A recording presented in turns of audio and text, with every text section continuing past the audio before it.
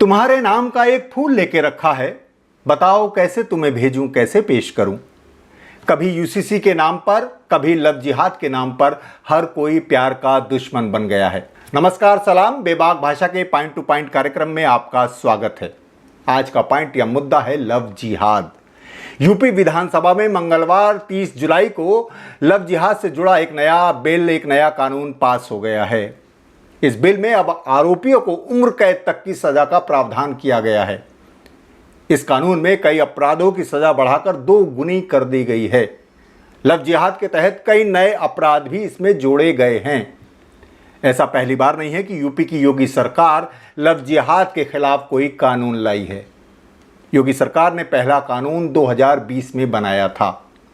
इसके बाद योगी सरकार ने विधानसभा में धर्म सम परिवर्तन प्रतिषेध विधेयक 2021 पारित किया।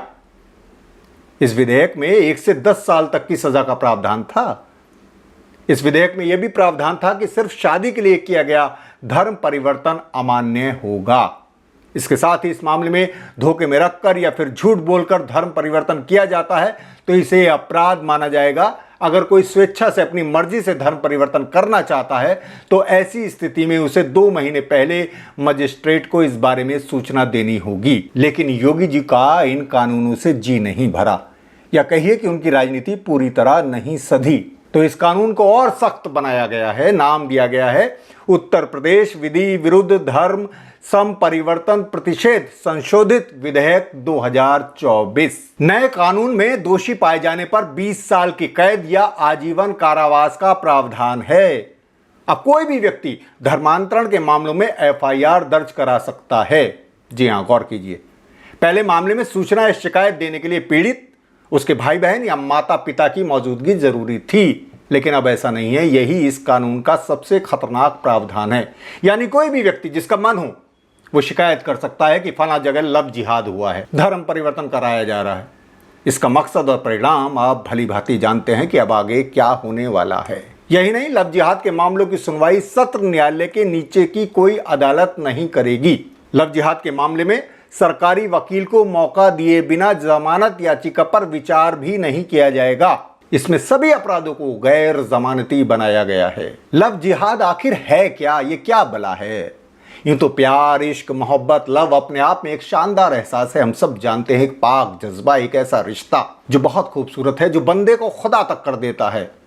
तेरा इश्क मैं कैसे छोड़ दूं, मेरी उम्र भर की तलाश है।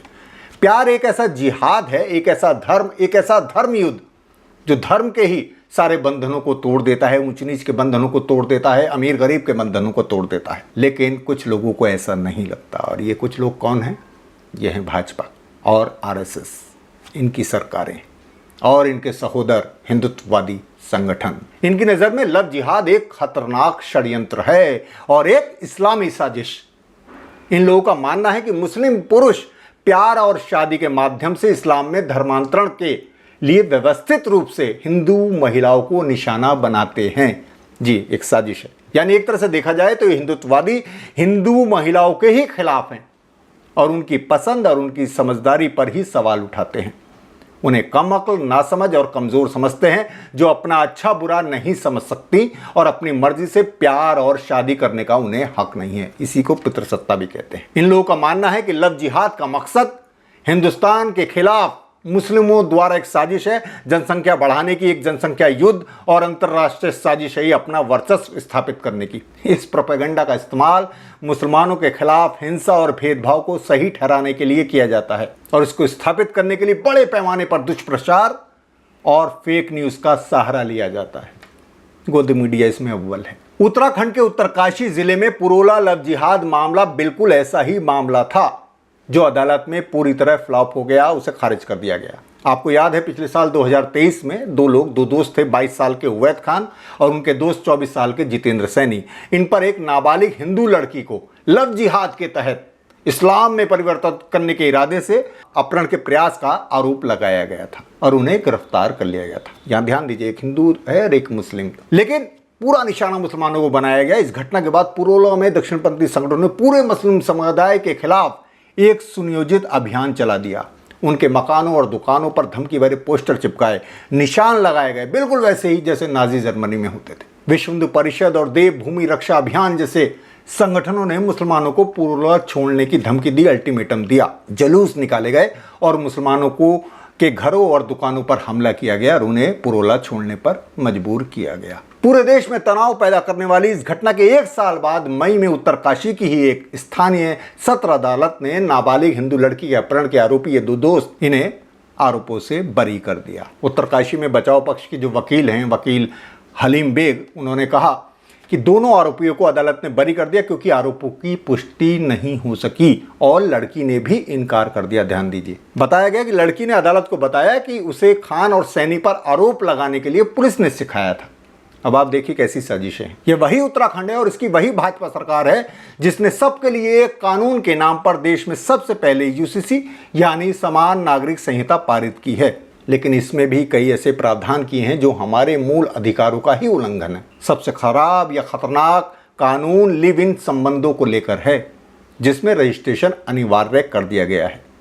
यानी ये कदम जो युवा जोड़ों की प्राइवेसी और पसंद की स्वतंत्रता का अधिकार है, उसका भी उल्लंघन करता है।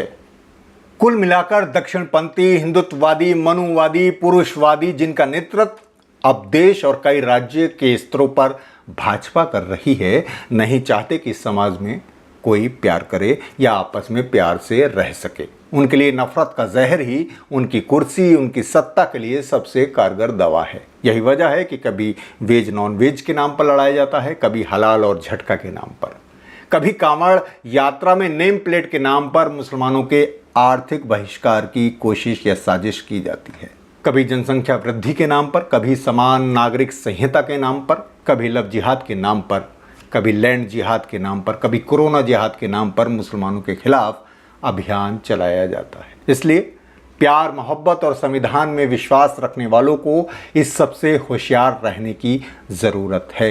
अपना ख्याल रखिए और प्यार करते रहिए, क्योंकि न हारा है इश्क, न दुनिया थकी है, दिया जल रहा है, हवा चल रही है। शुक्रिया।